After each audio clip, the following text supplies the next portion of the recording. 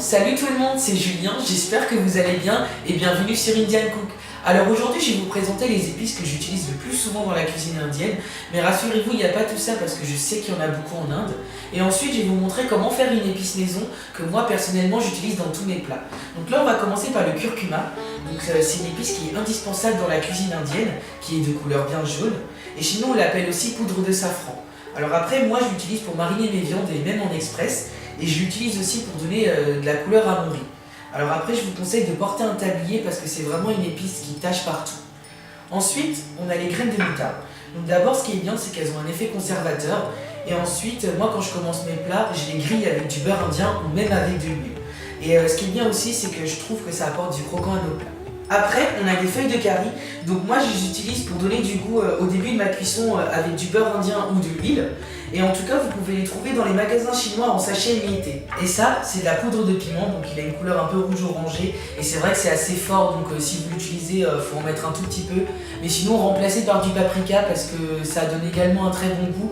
Et en plus, ça a un pouvoir colorant. Donc moi, c'est vrai, selon je cuisine, ça m'arrive aussi d'utiliser du paprika. Et là, on a les bâtons de cannelle. En France, c'est souvent utilisé dans les desserts, mais nous, en Inde, c'est beaucoup utilisé pour parfumer nos plats et le riz. Alors ensuite, on a de la cardamome, donc là vous la voyez sous forme de capsule, mais on peut également la trouver en poudre.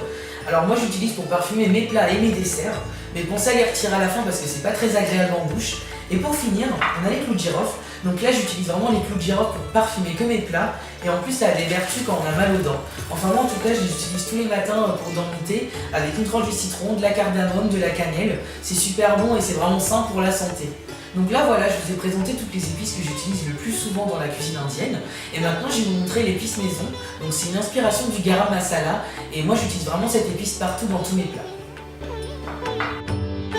Pour cette épice il vous faut 1,5 cuillère à café de graines de coriandre, de graines de poivre, de graines de cumin, de clous de girofle, 1 cuillère à soupe de graines de fenouil, 4 anis étoilés, 2 bâtons de cannelle, 10 cardamomes et 2 feuilles de laurier.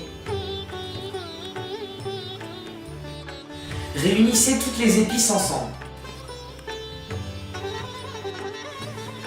Faites-les chauffer dans une poêle 1 minute à feu doux, le temps de laisser dégager les arômes et qu'elles soient chaudes. Ensuite, attendez 1 minute le temps que les épices refroidissent. Mixez-les afin de les réduire en poudre. Passez-les à la passoire afin d'obtenir une poudre plus fine. Vous pouvez l'utiliser dans tous les plats à petite dose. 1 cuillère à café suffit pour un plat de 2 personnes. Ceux qui n'ont pas froid aux yeux, vous pouvez en mettre plus. Et voilà, j'espère que cette vidéo vous a plu. Si vous avez des questions, vous avez besoin d'informations sur les épices, la quantité et la façon de les utiliser, n'hésitez pas à laisser un commentaire et bien sûr à vous abonner à la chaîne. On se dit à bientôt sur Indian Cook.